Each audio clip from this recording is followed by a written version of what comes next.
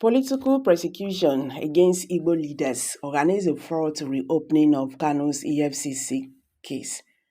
Well, me, I don't see, I don't see what Igbo got to do with the fraud case. The money he's told should be returned to Abia State. You understand? Even the person you are talking about, is he not dining and whining with those people they are saying that is against them? Welcome back to Prospect Channels TV. Thank you for always having you here. If you are just joining us for the first time, please kindly subscribe to our channel and don't forget to give us a thumbs up. The Apis Igbo Sociocultural Organization, Ohanaeze Igbo, has expressed surprise and apprehension over the recent ruling by the Court of Appeal in Abuja. It said the judgment granting the Economic and Financial Crimes Commission, the EFCC, the latitude to challenge a federal high court decision that had previously barred the prosecution of the former Abia governor and current senator Orji Uzo Kalu was shocking and ended more judiciary deliberation. Ohanaeze in a statement ascertained that despite of political persecution against Igbo leaders remains a deeply entrenched reality. It stressed why we maintain a steadfast position against corruption, categorically supporting the EFCC in its mandate to prosecute any public officials, past or present, on corruption allegations. Our concern primarily rests on the several patterns of selection persecution targeting prominent Igbo politicians, especially as electoral cycles approach. It is alarming that anti-graft agencies like the EFCC and Independent Corrupt Practice Commission (ICPC) are perceived as instruments employed to marginalize Igbo politicians from aspirational roles within the highest echelons of Nigeria governance, namely the presidency, the Senate presidency, and speakership of the Federal House of Representatives. The statement continued. Ohanaeze said it holds an unwavering commitment to his zero-tolerance stance on corruption. However, we cannot ignore the conspicuous disparities in persecution levels across different regions. Why is it that the former governors from Kano, Kaduna, Ogun, Kogi, Sokoto, Akwa Ibom, Delta, and other states seemingly evade similar screening despite compelling evidence of misconduct? They ask. Continuous and overt targeting of Igbo leaders underscores a troubling reality.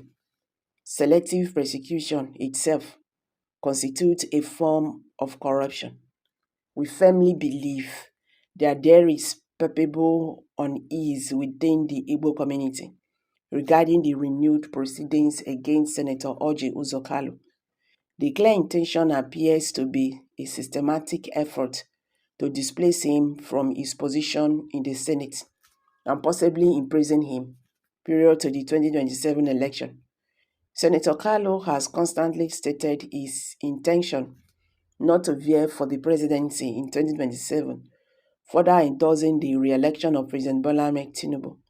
Igbos are troubled by these developments, particularly as Senator Kalu stands as a cornerstone of the Southeast representation in the Senate, distinguished for his commitment to delivering on electoral promises, prioritizing the interests of the Igbo people above personal ambition. In light of these concerns, we call upon the EFCC to adhere strictly to due processes in executing its constitutional duties. while remaining steadfastly committed to the principles of the rule of law.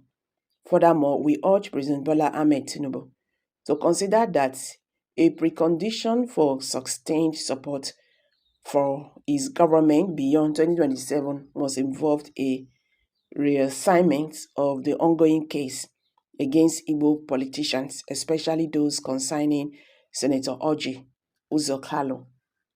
The body stressed that the Igbo body stand united in demanding transparency, equity, and accountability in our political landscape. We will not remain passive observers while systematic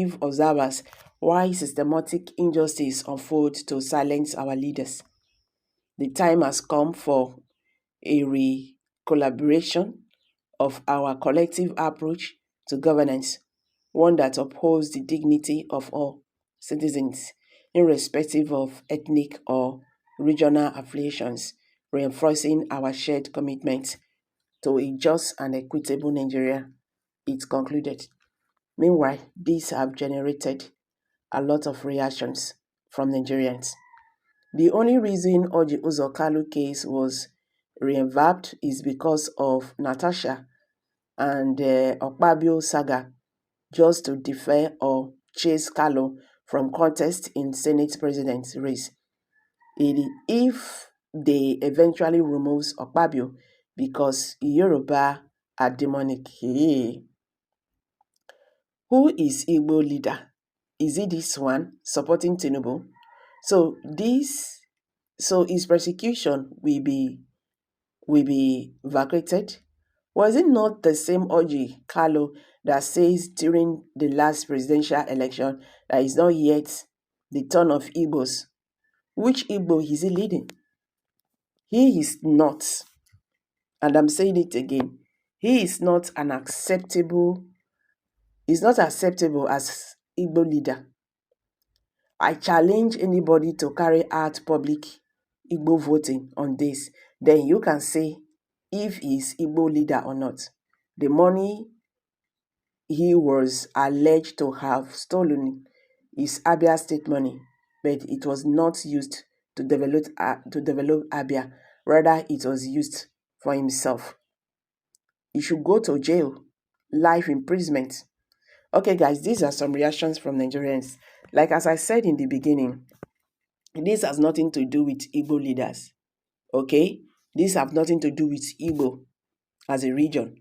He stole money from a state in Igbo land. So he should return the money back to the state because the money was supposed to be used to develop the state, but he confiscated it to himself. So what are we talking about? What are we talking about? He should return the money back to the state. Period. I'm dropping it here. Please drop your comment below the comment section. And don't forget to give us a thumbs up. Thank you.